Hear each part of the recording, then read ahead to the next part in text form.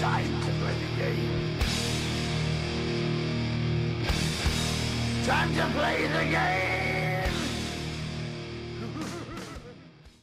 Hello everyone, and welcome to episode 3 of MythChat. Today, Blizzard announces its latest expansion lineup, and Guild Wars 2 moves into its first beta weekend for Heart of Thorns.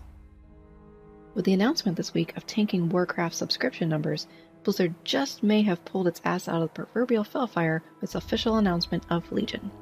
Today at Gamescom, Blizzard gave us information about what we can look forward to. It would seem pushing back the Legion in Draenor was temporary, as Gul'dan's demonic master sent him to the Tomb of Sargeras to open the Legion gates to allow in a full invasion of Azeroth. This has been described as the biggest invasion that Azeroth has ever seen, even larger than the original Legion invasion.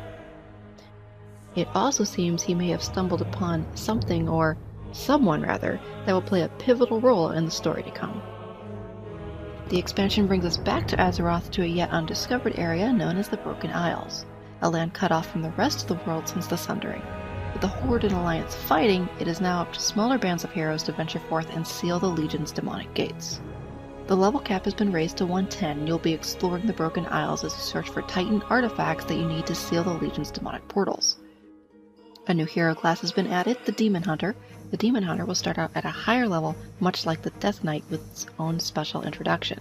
The new class will also feature some special abilities like a double jump for extra mobility and spectral sight, allowing your character to see through obstacles. This expansion puts more emphasis on making individual classes special with class orders. Class order halls replace your garrison with specific class halls for each class, much like the Death Knight's Necropolis. Here you will also have access to special class-only quests and the ability to work and customize your artifact weapons. Artifact weapons look to be an exciting new feature. There will be 36 different weapons, one for each specialization. These weapons, though based off weapons of old lore like Ashbringer and Doomhammer, will be customizable and feature their own trait tree, allowing you to empower them with artifact power points you earn while doing various game activities.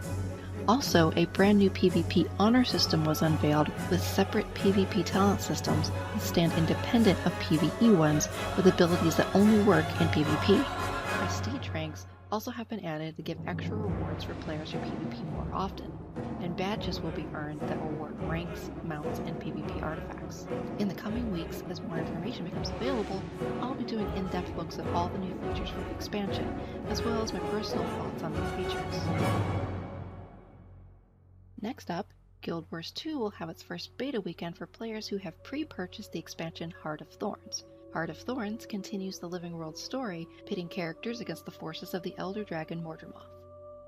Some of the new features include a new class, the Revenant, a heavy armor profession that channels the powers of legendary heroes, new zones that tie into the next chapter of the Living World series, as well as guild halls, a massive player housing for the entire guild to show off their accomplishments.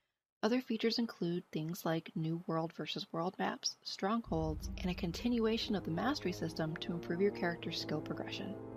Expect to see some commentary on the beta experience in the coming days. We've got a lot of information to digest and filter regarding all these MMOs. With so much going on, expect to see more frequent myth chats and probably even some mini-series on specific MMOs as I talk about expansion features and beta experiences.